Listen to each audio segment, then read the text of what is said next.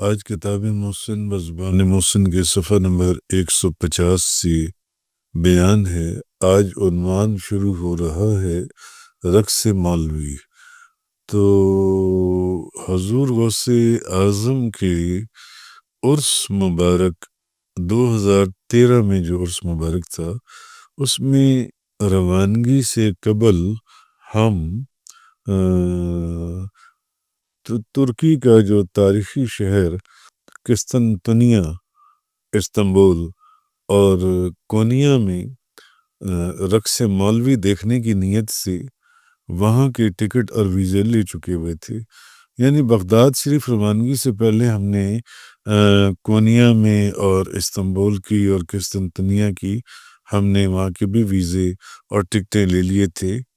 تو مگر جب حضور غوث اعظم کے عرس پر پہنچے تو عرس کے دوسرے دن بعد از نماز عشاء جب حضور غوث اعظم شیخ عبدالقادر جیلانی رضی اللہ تعالی عنہ کی بارگاہ میں حاضری دی تو دے کر فارغ ہوئے تو باہر برآمدے میں اور صحن سے ہمیں ڈھول کی تھاپ پر کچھ پڑھنے کی آواز سنائی دی حضور غوث اعظم کے مزار شریف کے اوپر۔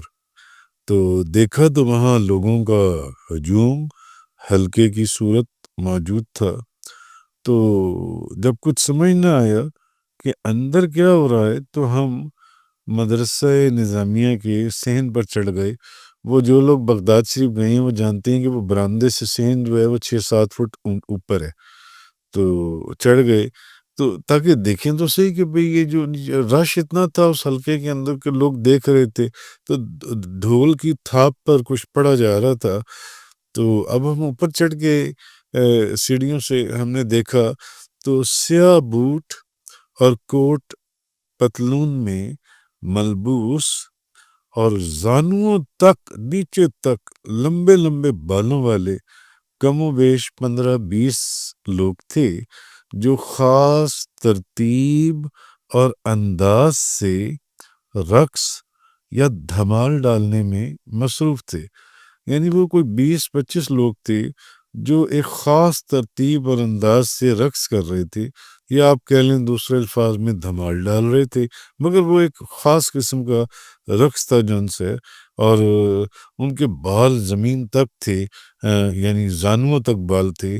تو اور ان میں ایک شخص جو ہے وہ ایک ڈرم اور دوسرا ایک بہت بڑی دف تھی اس کو بجانے میں مصروف تھے، اور وہ لوگ قصیدہ غوثیہ کے اشعار یا کوئی منقبت حضور غوث اعظم کی جس کے ہر شعر کے اختتام پر یا شیخ عبدالقادرہ یہ کے الفاظ پر ہوتا تھا ہر شعر جن سے، تو وہ پڑھ رہے تھے اور ساتھ ہی ساتھ رقص بھی کر رہے تھے اور اپنے پاؤں زمین پر مارتے تھے اور اپنے لمبے بالوں کو خاص انداز میں جنبش دیتے، ہاتھوں میں ہاتھ ڈالے ہوئے تھے انہوں نے سب نے، تو ہاتھوں میں ہاتھ ڈالے گول دائرے کی صورت میں وہ گھوم بھی رہے تھے ساتھ ساتھ۔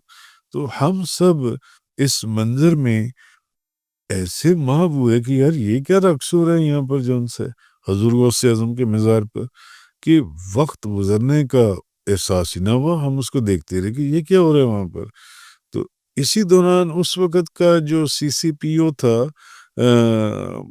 لاہور کے، وہ اسلم ترین، وہ بھی وہاں پر اسی کے اندر ان کی مووی بنا رہے تھے جون سے۔ تو ہم رفیق بھٹی صاحب نے بھی آؤ دیکھا نہ تاؤ، وہ ہمارے ساتھ تھے، تو آنن فانن وہ بھی مووی بنانے کے بہانے رقص کا شوق پورا فرمانے لگے۔ تو بندہ ناچیز نے عذرائے مزاح سب انجینئر محمد سعید ولد محمد شریف ان کے بھاری بھرکم حجم کو دیکھتے ہوئے عذرائے مزاح کہہ دیا کہ سعید صاحب کیا آپ بھی رقص فرمائیں گے؟ یعنی کہ آپ رقص نہیں فرمائیں گے، یہاں اتنی دنیا رقص کر رہی ہے۔ تو وہ بولے حضور آپ فرمائیں اور میں رقص نہ کروں؟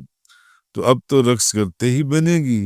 سو وہ اسی حلقہ رقصاں میں شامل ہو کر اپنے ذوق دھمال کے کمالات دکھانے لگی جن سے۔ تو یہ رقص جو ہے صحن کے دائیں اور بائیں اسی قسم کے دوسرے اور حلقوں میں بھی کیا جا رہا تھا، اور وہاں بھی لوگوں کے ہجوم اور انہماک کی یہی کیفیت تھی۔ یعنی یہی رقص اس وقت، کیونکہ جو وہاں پر گئے ہیں انہوں نے دیکھا ہے کہ اوپر مدرسہ نظامیہ کا صحن بہت بڑا ہے، تو اس کے دائیں بائیں ادھر بھی جو سے اسی طرح کا رقص جو سے وہ کیا جا رہا تھا، اور وہاں بھی لوگوں کے ہجوم اور انہماک کی یہی کیفیت تھی۔ تو معلوم کیا تو پتہ چلا کہ یہ حضور غوث اعظم کے دیوانے، حضور غوث اعظم شیخ عبد القادر جیلانی کے دیوانے، جو وہاں میں لوگوں نے بتایا، جو عرس پر کردستان یا دنیا کے مختلف علاقوں سے تشریف لائے ہوئے ہیں اور یہ آتے ہیں۔ بہرحال اب ذہن میں خیال آتا کہ یار ہمارا تو ارادہ یہ تھا کہ یہاں سے ترکی جائیں گے اور وہاں کونیا میں جائیں گے رقص مولوی دیکھنے کی، وہ رقص مولوی کیا چیز ہے، مگر حضرت مولانا روم کے مزار پر، مگر شاید حضور غوث اعظم کا ارادہ کچھ اور تھا، کچھ اور ہو کہ ترکی تو جا ہی رہے ہو یہاں سے، تو ترکی تو جب تم پہنچو گے تب وہاں رقص مولوی بھی دیکھ لینا، فی الحال یہاں ہمارے ہاں بھی درویشوں کا رقص دیکھتے جاؤ کہ یہاں پر بھی درویش آتی، تو کہیں دھمال ہے تو کہیں رقص مولوی ہے تو کہیں رقص ہے جون سے۔ تو آپ رضی اللہ تعالیٰ عنہ کے تصرف کو سامنے رکھتے ہوئے اب دل و دماغ سے ایک آواز سنائی دیتی کہ آپ کی شان عطا سے کچھ بعید بھی نہیں کہ عرس 2013 میں مختلف علاقوں سے اپنے نام پر رقص کرتے لوگوں کو اپنے ہاں بلا لیا ہو۔ مثلاً بھئی وہ انسان تھے، بڑے حیرت انگیز لوگ تھے، وہ انسان تھے، جن تھے یا ارواح مقدسہ، اللہ عالم و رسول عالم۔ اور اس بات کی تصدیق جو ہے ہمیں 1 سال کے بعد اس وقت ہوئی جب فروری 2014 کے عرس مبارک میں ہم دوبارہ گئے اور ہمیں حلقہ نما رقص کرتے مختلف گروپ، تو ایک طرف کوئی ایک شخص بھی وہاں رقص کرتا دکھائی نہیں دیا۔ تو ہم اس لیے بھی حیران تھے کہ بھئی اس دفعہ ہم تو جا رہے تھے ترکی کے شہر کونیا میں، استنبول سے کونیا میں، کہ وہاں رقص مولوی دیکھیں گے جو پوری دنیا میں مشہور ہے، پوری دنیا سے لوگ آتے ہیں اس کو دیکھنے کے لیے، وہاں وہ دیکھیں گے۔ مگر حضور غوث اعظم کا شاید یہ کوئی خاص معاملہ فیض یا کرامت تھی کہ پہلے ہمارے آستانے پر تو یہ دیکھتے جاؤ، مولانا روم کے مزار پر تو بعد میں جا کر دیکھ لینا جو ان سے، کیونکہ اگلے سال جب یہ تو 2013 کی بات تھی، جب 2014 میں گئے تو یہاں پر کوئی بھی رقص نہیں تھا، کوئی بھی، حالانکہ تب بھی ہم عرس ہی کے موقع پر وہاں موجود تھے، تب بھی ہم عرس پہ ہی تھے۔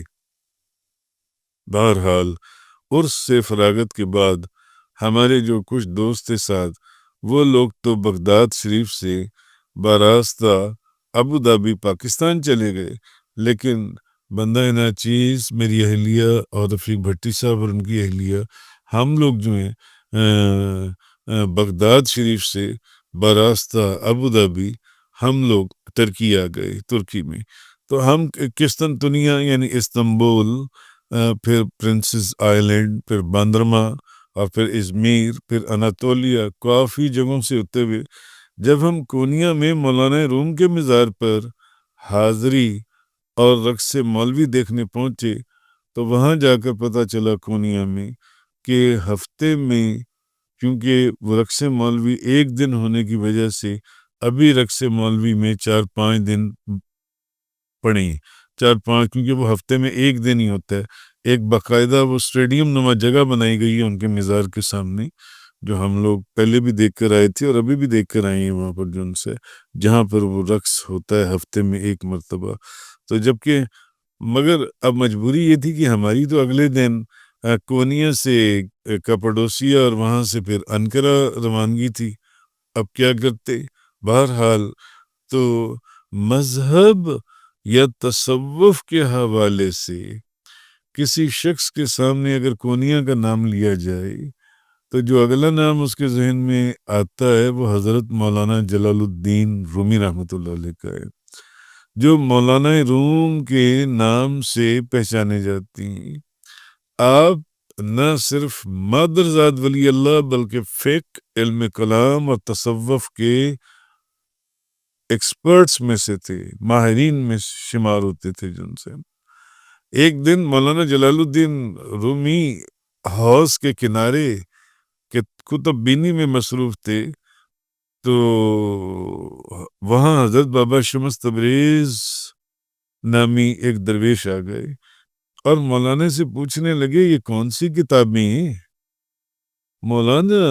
مولانا روم نے اس درویش کو دیکھتے ہوئے فرمایا بابا یہ تمہارے سمجھنے کی چیز نہیں ہے، بابا یہ تمہارے سمجھنے کی چیز نہیں ہے، تمہیں ان کتابوں سے کیا غرض؟ اس پر اچھا وہ جو بابا تھا بابا شمس تبریز انہوں نے وہ قلمی نسخے جو ہاتھ کی وہ سیاہی والے قلم سے لکھے جاتے وہ کتابیں اٹھا کر حوض میں پھینک دیں. مولانا روم کو سخت رنج اور غم ہوا. فرمایا اے درویش تم نے وہ چیزیں ضائع کر دی ہیں جن میں نادر نقطے تھے اور نادر کتابیں تھیں، اب ان کا ملنا محال ہے. بابا شمس تبریز نے جب انہوں نے یہ کہا تو بابا شمس تبریز نے وہ کتابیں خشک حالت میں حوض سے نکال کر مولانا کے سامنے رکھ دی. اس میں پانی کا ایک قطرہ بھی نہیں تھا، نہ ان کی سیاہی آپس میں خراب ہوئی تھی. مولانا روم حیران ہوئے اور اس درویش سے پوچھا کہ یہ سب کیا ہے؟ اب انہوں نے جواب دیا کہ یہ تمہارے سمجھنے کی چیز نہیں ہے، یہ تمہارے سمجھنے کی چیز نہیں ہے، تمہیں اس سے کیا غرض؟ اور وہاں سے چل دیے. اب مولانا پیچھے پیچھے اور بابا شمس تبریز آگے. یہاں سے ان کی زندگی کے نئے باب کا آغاز ہوتا ہے. تو بابا شمس تبریزی کی صحبت نے انہیں مقام فنا فی اللہ سے پہلے فنا فی الشیخ کی منازل سے گزارا تو مولانا کی روح سوز محبت میں تڑپتے ہوئے قلم کو حرکت میں لائی کہ پیر کامل صورت ظل الہ یعنی دید پیر دید کبریا، پیر کامل ظل الہی کی صورت ہے یعنی پیر و مرشد کا دیدار اللہ کا دیدار ہے. تو اب مولانا روم نے اپنے کلام میں یہ شعر لکھا مولوی ہرگز نہ شد مولائے روم تا غلام شمس تبریزی نہ شد. مولوی ہرگز مولائے روم نہ بنتے جب تک شمس تبریزی کے غلام نہ ہوتے. پھر اچانک ان کے مرشد شمس تبریزی غائب ہو گئے. کہا جاتا ہے کسی نے ان کو قتل کر دیا تھا. اس کے بعد مولانا روم بیمار اور بے قرار رہنے لگے. اسی کیفیت میں انہوں نے اپنی مشہور زمانہ مثنوی لکھی جس کا ابتدائی حصہ جدائی کی داستان بیان کر رہا ہے. بشنواز نے چو حکایت می کند وز جدائی ہا شکایت می کند. بانسری سے سن کیا بیان کرتی ہے اور جدائیوں کی کیا شکایت کرتی ہے. تو علامہ اقبال نے مولانا روم کو اپنا مرشد مانتے ہوئے ان کے لیے مرشد رومی اور خود کے لیے مرید ہندی کی اصطلاح استعمال کی، جبکہ مولانا جامی جو ہیں انہوں نے مثنوی شریف کو فارسی کا قرآن فرما دیا. مثنوی مولوی مانوی ہست قرآن در زبان پہلوی. بہرحال یہ آج اس عنوان کا رقص مولوی کا پہلا بیان تھا. جزاک